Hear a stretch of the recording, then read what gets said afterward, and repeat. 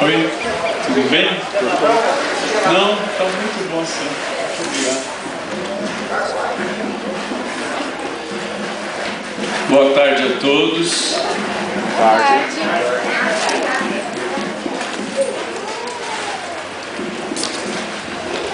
Eu queria começar agradecendo o Pai Fernando pelo convite. Muito obrigado, viu, meu irmão, por esse convite. Foi uma grata surpresa esse convite para mim. A surpresa primeira foi quando o irmão, pai e sacerdote Fernando Guimarães, ele leu o livro e escreveu um texto com as palavras dele, as quais eu não repito porque senão já não seriam dele, e só ele poderia dizer da forma como ele fez, e está no site, uma opinião sobre a leitura, e eu fiquei muito emocionado com o que ele escreveu acerca desse título, História da Umbanda. Fiquei muito emocionado e falei, a gente então começou a conversar, trocamos alguns e-mails, e o Fernando perguntou se eu não gostaria de trazer alguns livros ou enviar alguns livros. Então eu falei para ele que eu viria junto com os livros se ele quisesse, não é? E ele disse, então venha nesse período que a gente faz uma festividade. E eu tomei conhecimento dessa festividade, que é Não Bata a Cabeça à Toa, não é assim?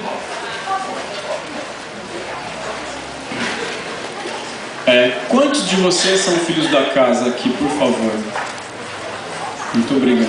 Quantos vêm de fora, estão de fora visitando? Muito obrigado. E quantos são dirigentes espirituais? Só para mim ter uma ideia. Como que a gente está conversando? Então,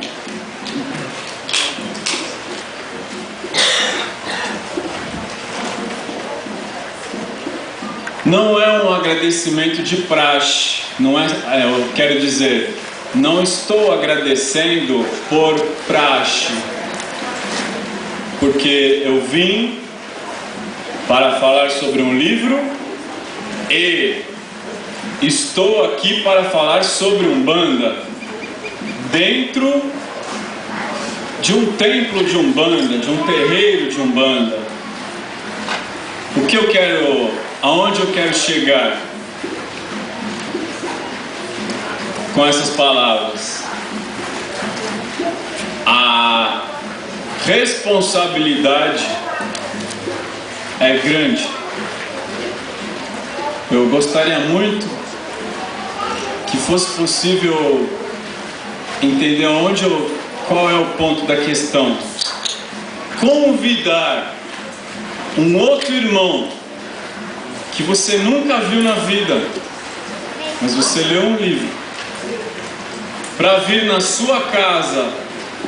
Você é sacerdote de Umbanda e convida o outro para vir na sua casa falar de Umbanda para os seus filhos e convidados, é muita responsabilidade. Então é muita coragem desse meu irmão ter me convidado. E hoje ele foi me buscar onde eu estava hospedado. Eu falei para ele, meu irmão, eu sei qual é a responsabilidade de falar sobre Umbanda na sua casa, e qual é a responsabilidade quando visitamos a casa de alguém. E ele me disse, mas eu sei quem eu estou convidando, então eu lhe agradeço demais. Tenho certeza que não estaria aqui se não fosse por uma orientação espiritual. Eu também, no caminho e antes de vir, também me preparei, também fiz as minhas preces e pedi ao Caboclo Pena Branca que me ajude para que eu fale a menor quantidade de besteira possível. Não é? Porque a gente sempre acaba falando alguma coisa que não devia. Então eu pedi a ele. Hoje a gente estava no carro, o irmão o irmão que estava com a gente fez o comentário, Francisco fez um comentário com o pai Fernando, que em conversa com outro irmão, este outro irmão estava dizendo que na Umbanda a gente precisa tomar muito cuidado para não perder o foco. O Francisco está sentado ali e fez esse comentário para o pai Fernando. E o pai Fernando então disse assim, então ele devia estar incorporado, né, na hora que falou isso para você. Quem é o irmão que falou isso para você? Pai Léo de Oxóssi. Pai Léo de Oxóssi. Fernando falou que ele devia estar incorporado. Eu acho que um dos maiores dramas do umbandista é justamente saber quando sou eu que estou falando ou quando é meu mentor que está passando alguma informação. Eu estou dizendo isso que pedi ajuda para o Caboclo Pena Branca.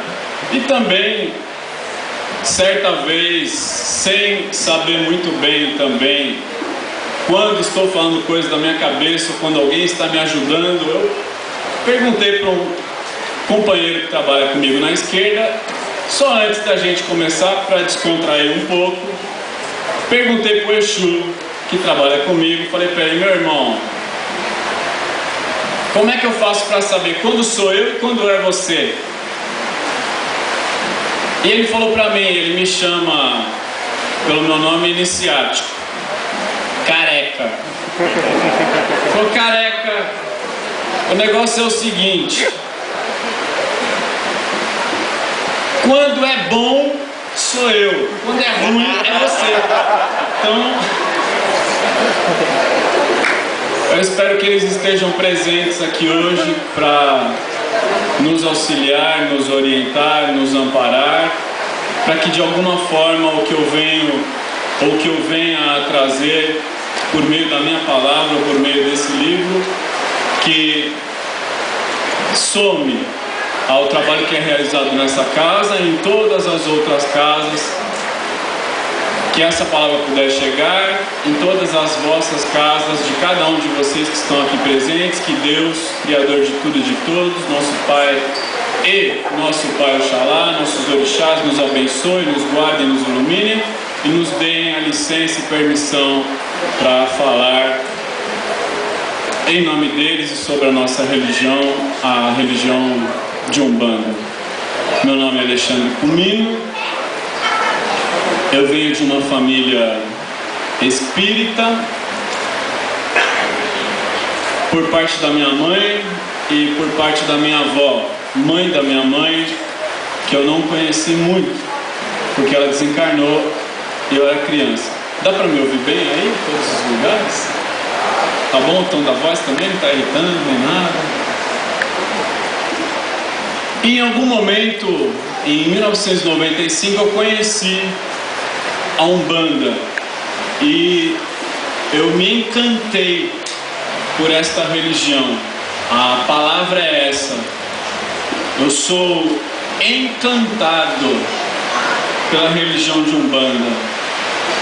Visitei um terreiro com uma amiga lá em São Paulo, na Vila Jaguara. Visitei a tenda do seu Zé Baiano e Caboclo Flecha Dourada nesse ano 1995. E no momento que eu pisei dentro do terreiro de Umbanda, eu me encantei com a defumação, com o canto, com o atabaque, com a manifestação mediúnica, porque mesmo tendo frequentado centros espíritas desde criança, fiz cursos de jovens na comunidade kardecista, frequentei lá em São Paulo, que é muito conhecida a Seara Bendita. Eu nunca tinha visto um espírito incorporado trabalhando do jeito que a gente faz na Umbanda. Então isso é forte. Ver uma entidade incorporada, lembrando que a incorporação de Umbanda não é apenas uma psicofonia, que é a fala mediúnica, ela é toda uma caracterização. Você vê um preto velho quando ele está incorporado. E isso me trouxe para a Umbanda. A pessoa que me levou para conhecer esse terreiro começou a incorporar em sua casa.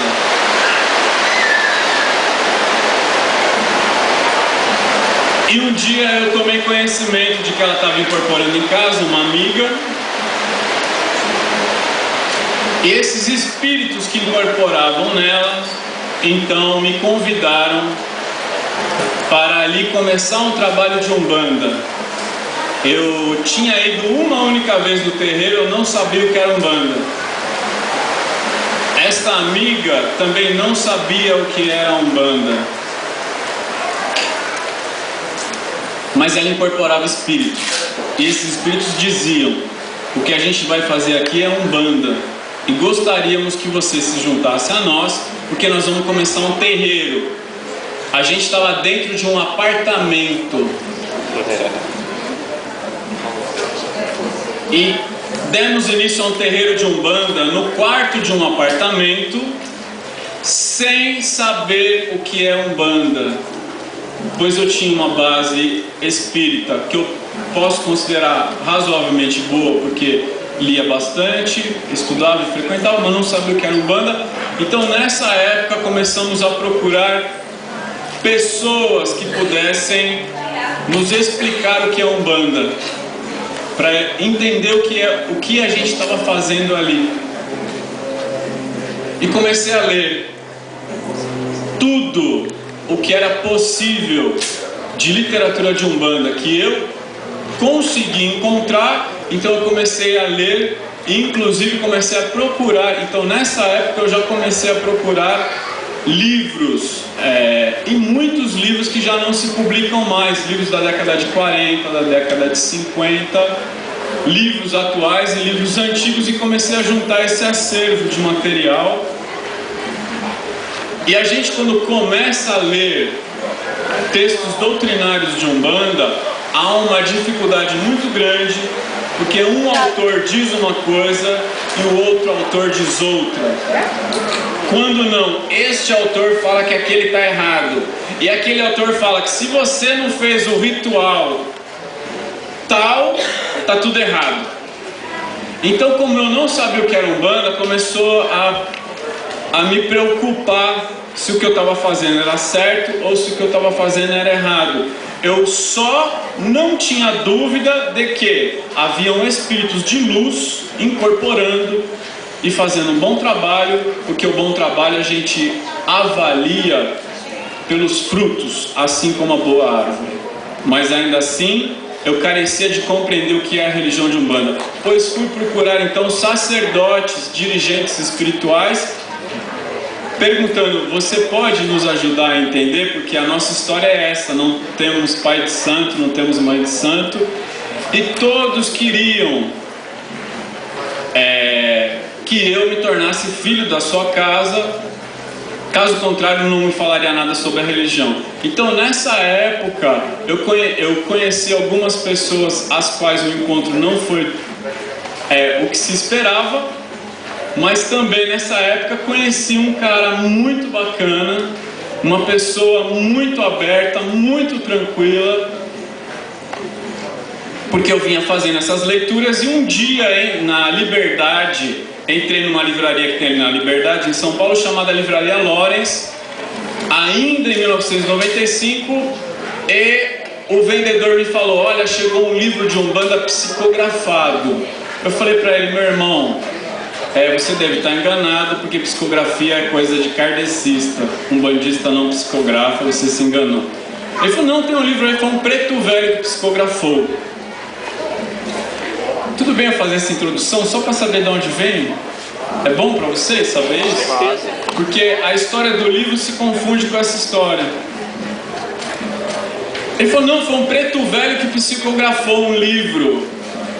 Aí eu falei: então, se você está dizendo, traz para mim ver. Ele trouxe um livro em 95, trouxe esse livro chamado Cavaleiro da Estrela Guia, autor Rubens Saraceno. Eu falei: bom, vamos ler. Naquela semana